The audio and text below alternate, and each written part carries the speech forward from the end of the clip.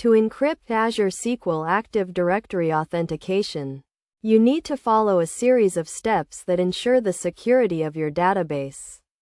The first step is to create an Azure Active Directory and register your application. This can be done by navigating to the Azure portal, selecting Azure Active Directory, and clicking on App Registrations. Next, you need to create a service principal for your application. A service principal is a security identity used by applications to access Azure resources.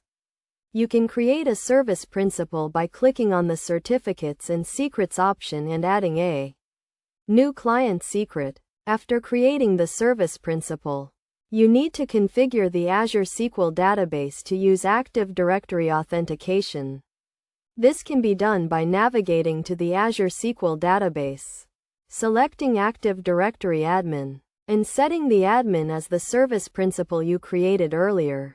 To encrypt the connection, you need to use Transport Layer Security or TLS.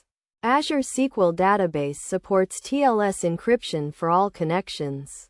You can ensure that your connection is encrypted by verifying the TLS version in your connection string. Best practices for encrypting Azure SQL Active Directory authentication include using the latest version of TLS, rotating your client secrets regularly, and monitoring your database for any suspicious activity. Additionally, you should limit the permissions of your service principal to the minimum required for your application. In terms of key concepts, it is essential to understand the difference between authentication and authorization. Authentication refers to the process of verifying the identity of a user or application, while authorization refers to the process of determining what actions a user or application can perform. In the context of Azure SQL Active Directory authentication, authentication is performed using Azure Active Directory, while authorization is performed using role-based access control.